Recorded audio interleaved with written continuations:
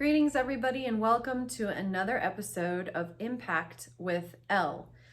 Today, I'm going to talk about some pretty hot topics, so I expect to see some people getting pretty upset about it, but I think it needs to be said and it needs to be discussed. And that is actually the lockdowns, or as I like to call it, the crackdowns, because I'm really not a fan of the government controlling our movements, our economy, and our freedoms in such a way. Frankly, I think it's un-American and unconstitutional. In fact, I know it's unconstitutional. But we've decided to go along with that for whatever reason, and I just don't see the level of pushback that we should.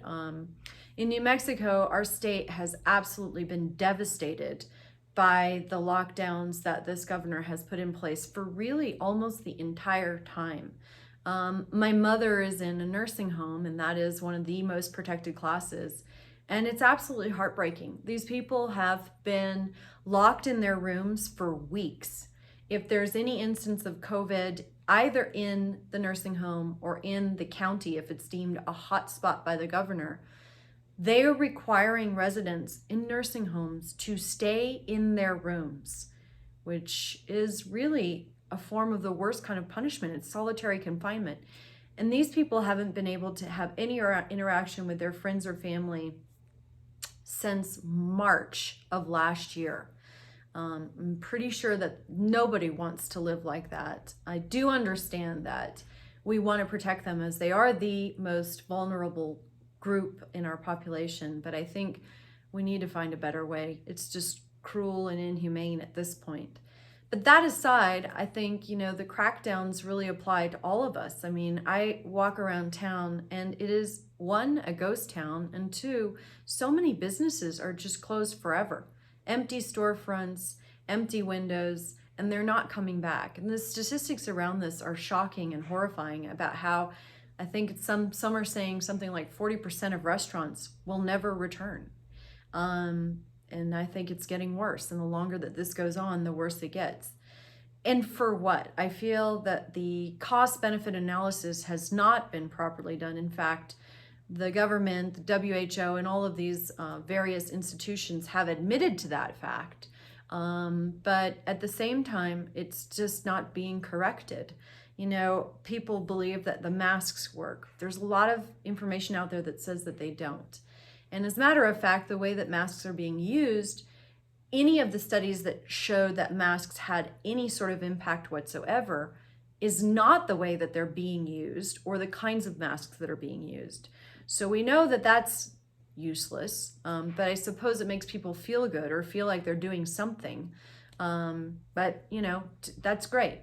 It's an easy thing to do, so we can do something. But at the same time, let's just be honest about it and really understand the facts.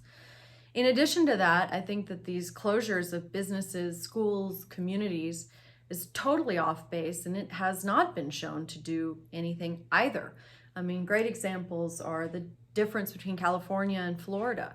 Florida is the oldest state in the union, and they have better outcomes than California. In fact, right now, their numbers are considerably better than California, which is the youngest state in the union. So you would think that Florida would be way less. In addition to that, Florida is completely open for the most part, and California is totally locked down. So if there was something there, you should see dramatic differences in the numbers. I mean, Florida should have been totally wiped out, and yet they weren't.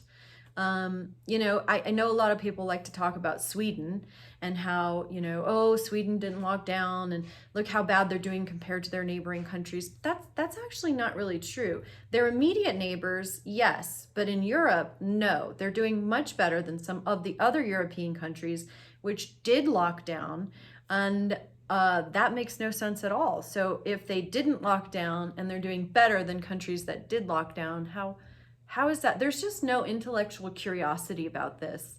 And I feel like people are being bullied and guilt-tripped into going along with this. Like, if you say that it's wrong, then you're a killer of people or you don't love, humanity. And I think that's the opposite. I think we're fostering a culture of division and anger and fear.